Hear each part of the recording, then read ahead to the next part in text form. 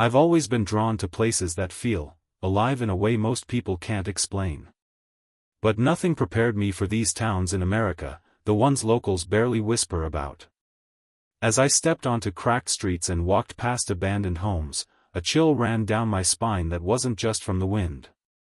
There's a weight here, a silence that feels too heavy, like the town itself remembers everything that's happened. People disappear, stories vanish, and yet the emptiness lingers. I want you to see it with me, the towns where every shadow hides a secret, and every corner holds a story locals don't dare to tell. If you want to uncover more real-life mysteries and explore places most people are too afraid to visit, make sure to hit that subscribe button and join me on this journey. 1 Dudleytown, Connecticut. When I first walked into the remains of Dudleytown, I didn't plan on staying long. The air felt heavier than the forest around it, as if the trees here held something they didn't want to release. I remember stopping just past the old stone walls, trying to convince myself that the uneasiness in my chest was nothing more than imagination. But deep down, I knew this place had a reputation for a reason. The ground was soft, like it had soaked too many years of silence. As I stepped farther in, I kept thinking about the stories, families who lived normal lives until something shifted around them, people who slipped into strange behaviors, disappearances no one could explain. I always thought these were exaggerated stories meant to scare curious explorers. But standing there, with the light dimming through the trees, I felt the truth behind them. It wasn't horror. It was a slow, cold pressure, like the forest was quietly watching and waiting. I reached the ruins that looked like they once belonged to a home. Just broken stones now, covered in moss. I sat down for a moment, and that's where things started feeling different. The forest went quiet, not calm quiet, but empty quiet. No birds. No wind. Nothing. I didn't hear a single thing, and when you stop hearing the living world, your own heartbeat becomes the loudest thing around you. For a moment, I felt like someone was standing behind me. Not close, but just far enough that I couldn't turn around fast enough to catch them. I tried to shake it off and started walking back. But with every step, I felt like something was walking with me. Not beside me, more like above everything, observing me the way you watch someone trespassing in your home. By the time I reached the tree line, a sudden chill ran down my back, the kind that makes your spine tighten. I didn't look back. I didn't want to. Even now, when I think about Dudleytown, the part that unsettles me the most isn't what I saw. It's what I felt. Places don't hold ghosts, but they do hold memories. And whatever happened there, whatever made locals avoid even talking about it, still lingers quietly among those ruined stones. And I swear, it knows when someone enters again. 2 Centralia, Pennsylvania. The first time I stepped into Centralia, I didn't feel scared at all. I actually thought all the stories were exaggerated, just another abandoned American town with a strange past. But the moment my foot touched the cracked asphalt of Route 61, I realized this place wasn't like any other. The air had a faint smell, like burnt metal mixed with something older, something that had been cooking under the ground for too many decades. I walked slowly, following the long cracks across the road. They looked like veins, spreading in every direction. Every few seconds, a thin line of warm air rose from them, just enough to make the cold day feel wrong. I remember kneeling down and placing my hand near one of the cracks. The heat coming from inside the earth felt unnatural, like the ground was alive and breathing beneath me. As I kept walking, the silence started to grow heavy. It wasn't peaceful silence, it was the kind that makes you look over your shoulder even when you know no one is there. Houses stood far apart, most of them empty, windows broken, curtains gone, doors half open like someone left in a rush. I tried to imagine families living here, cooking dinner, laughing, arguing, and then, slowly, one by one, deciding they couldn't stay anymore. When I reached the old hill overlooking the town, the loneliness of the place finally hit me. Smoke drifted out from the forest line ahead, not thick, just thin enough to move like fingers touching the air. For a moment, I swear I heard something, a low rumble, like a heartbeat deep in the earth. It wasn't loud, but it was steady, and it made my chest tighten. I turned around to head back, but the path suddenly felt longer than before. The air kept shifting behind me, warm then cold, like someone was exhaling close to my neck. I didn't run, but every step felt heavier, as if the town didn't want me to leave so quickly. Even now, when I think about Centralia, the strangest thing is how alive the ground felt. It's just a fire, people say. But when you stand there alone, listening to the earth breathing beneath your feet, you realize this place hasn't been abandoned. It's waiting. 3 Stull, Kansas. I reached Stull just before sunset, thinking it would be a quick stop. I'd heard the stories, of course, but I never believed them. It's just a small Kansas town with an old church, I told myself. Nothing more. But the moment my car rolled past the broken wooden sign, something felt different. The wind here didn't feel like normal wind, it moved in short, uneven bursts, almost as if the air itself wasn't steady. I walked up the small hill toward the ruins of the old church. The ground was dry, but my footsteps sounded heavier than they should have, like each step was echoing under the soil. I kept telling myself I was imagining it, but the feeling wouldn't go away. The closer I got, the more tense the air became.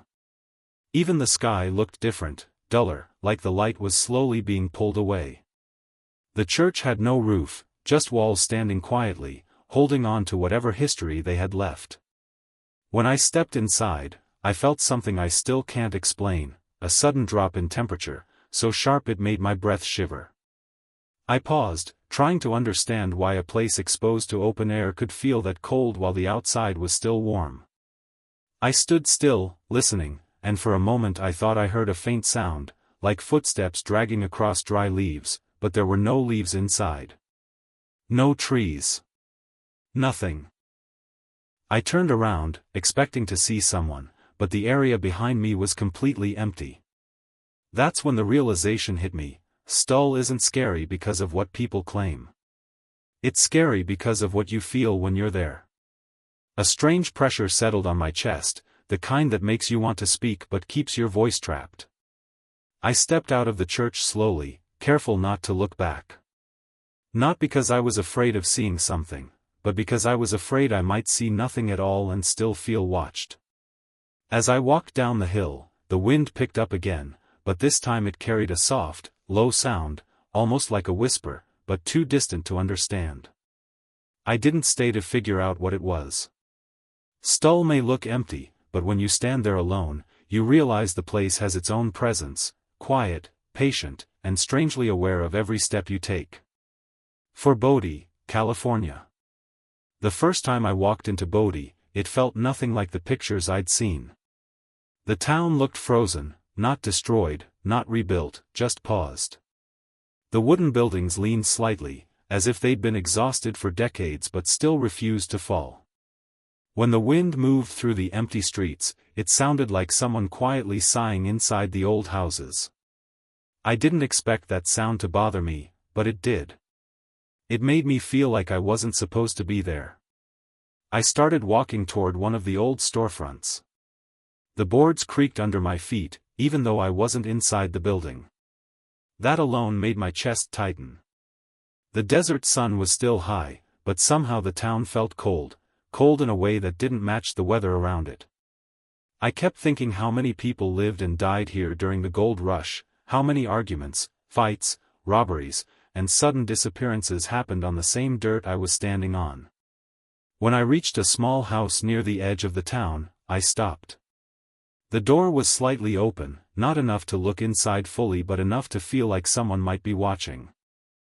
From the dark. I pushed it gently, and the moment it moved, something shifted inside the room, just a soft thump, like a piece of furniture settling. But there was no furniture. The room was empty except for a single chair lying on its side. I remember standing there, trying to understand why that one sound felt so unsettling. I stepped back outside, and as soon as I did, the wind picked up again, rolling dust across the ground. It carried a strange feeling with it, like the town was warning me.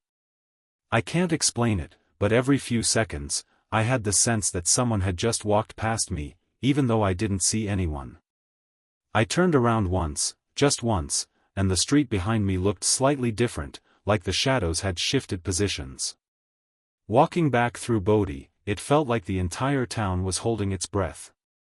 People talk about the Bodie curse, but standing there alone, I realized the creepiness doesn't come from a curse. It comes from the silence, thick, heavy silence, that makes you feel the town is remembering something you're not supposed to know. By the time I reached the edge of the settlement, I didn't look back. Not because I was afraid of what I might see, but because I didn't want to feel that silent stare on my back again. 5 Helltown, Ohio. The first time I arrived in Helltown, I didn't know what to expect. The road leading in was narrow, lined with overgrown trees, and the shadows of the late afternoon sun stretched across the asphalt like long, dark fingers. I felt my chest tighten, not from fear at first, but from the quiet.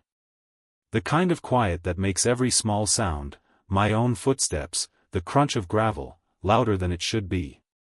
I parked my car near what looked like an old school building, its windows shattered, walls scarred by time. As I stepped out, a sudden gust of wind rushed past me, carrying the faint smell of smoke and something earthy, almost like the forest floor itself was decaying. It made me take a small step back instinctively. Helltown isn't on most maps anymore, but the stories circulate: sudden disappearances, strange warnings, and locals who refuse to even mention the town. I could feel why. I walked down the cracked streets, and the emptiness pressed on me. Every house I passed was missing something: doors hanging off hinges, windows smashed, lawns overgrown with weeds taller than my knees. But it wasn't the decay alone that unsettled me. It was the feeling that the town remembered.